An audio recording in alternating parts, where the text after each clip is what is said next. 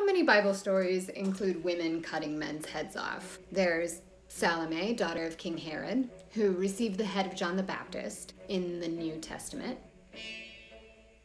There's probably more, honestly, but there's Judith, who beheaded Holofernes in the Deuterocanonical Book of Judith.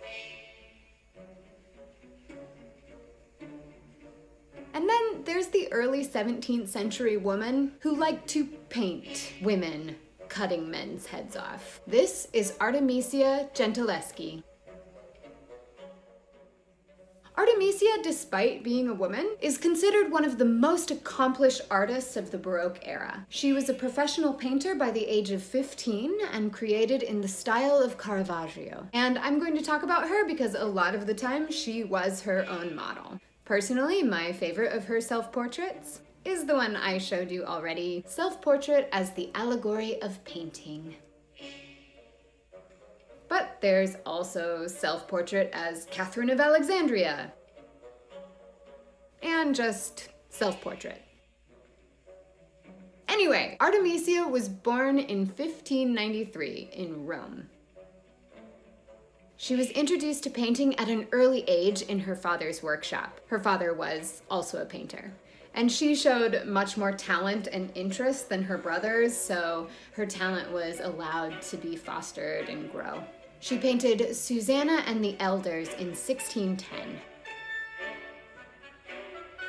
So Artemisia was only 17 years old when this painting was completed. Now, I mentioned oh so briefly that Artemisia was influenced by an artist before her time named Michelangelo de Caravaggio.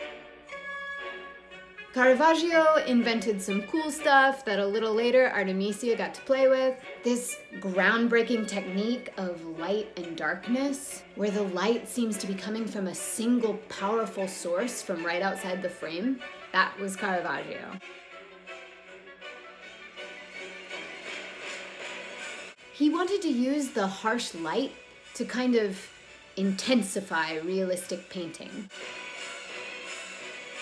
And you can see that Artemisia definitely just runs with this technique.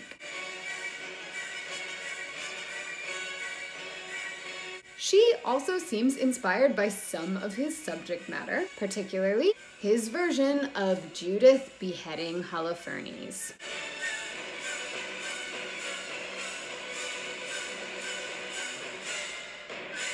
You see how in Caravaggio's version, Judith looks like coerced and remotely disgusted?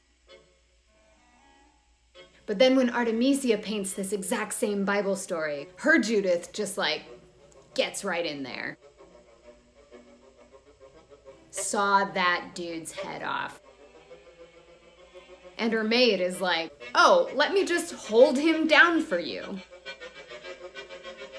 And Artemisia loved this bloody image so much, she painted it twice. One hangs at the Capo di Monte in Naples. In that one, Judith is wearing a blue dress. The other is at the Uffizi in Florence. And in that one, Judith is wearing a yellow dress. Now, why? For that, we should discuss one of the most unpleasant occurrences of Artemisia's life. Artemisia lived in a world dominated by male violence.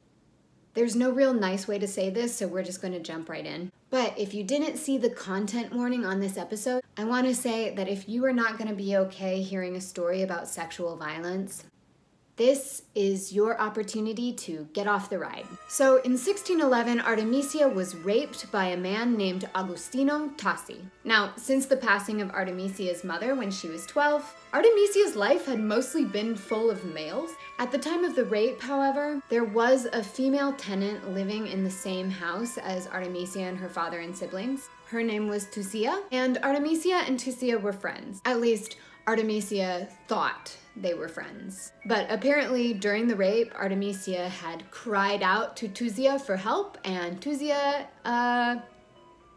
ignored her. Really cool. But it gets worse. Because we're in 1611 and Agostino Tassi had taken Artemisia's virginity, it was understood for about a 9-month period that he was gonna marry her and make it right. So not only was Artemisia pressured into agreeing to marry the man who had assaulted her, she was kind of manipulated into continuing to have a sexual relationship with him after the assault. Like I said, that went on for 9 whole months, before Agostino Tassi, like the horrible person that he already was, just totally reneged on his promise to marry her. And so then came the trial. Because Artemisia had been a virgin at the time of her rape, under Roman law at the time, Agostino Tassi could be prosecuted. The trial lasted 7 months. And while Agostino Tassi was the person on trial, the Roman court in 1612 decided to publicly torture Artemisia in order to verify her testimony against Agostino. This included ropes being wrapped around her fingers and pulled tight. She was also tortured with thumb screws.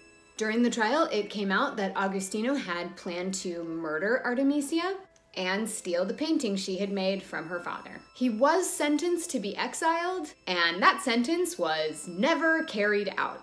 So that's all horrible. But Artemisia sort of takes revenge on him in paint. We have covered a lot of the brutal women killing men paintings.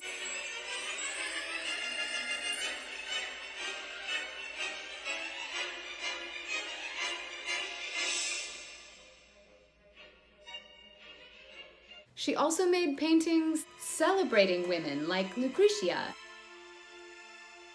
and Mary Magdalene. My favorite might be Mary Magdalene in Ecstasy, 1623. And of course, she made lots of paintings celebrating herself.